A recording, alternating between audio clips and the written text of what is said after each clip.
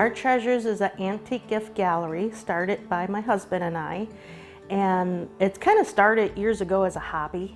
Then I got hurt, couldn't work full time, and we just created Our Treasures. We look at it as treasures that it's somebody's family treasure, you know, their family maybe passed away, or because we get a lot of our items from auctions or estate sales.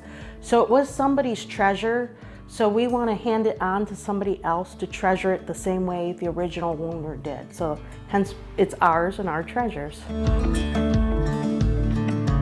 Well, the building has a huge history over many decades. This area used to be known as Millionaires Row. So the people then from Cleveland, you know, I always use Rockefellers as an example. They built their vacation homes here along this strip. It dates to 1885, the building.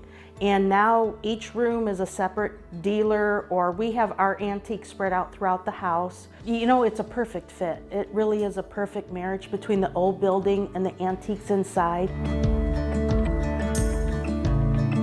You can find everything here from vintage primitives, fairy gardens, candles and mandals. It's just soaps. There's a huge variety. We have a lady that does handmade jewelry here. So that's why we always say we're antique gift gallery. You can find Peter's Wildlife Safari pictures here too. So we have like a multi-facet kind of feeding in here of not just antiques, but gifts. And we try to help other people as we can along the way too.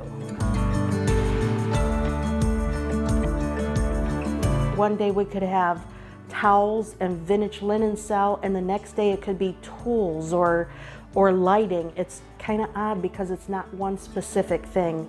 We try to pull a genre of audience or customers to us that have different tastes in that. That way it's always a new experience for them, a new flow. And that's one thing we love is just the customers. You never know who's going to walk through the door, or they come in as strangers and leave as friends.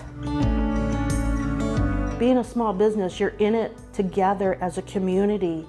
And if you try to look at it as just, it's us trying to survive, it's really all of us trying to survive. So we try to pull that in here where we don't want to just help ourselves. We want to help the vendors in here.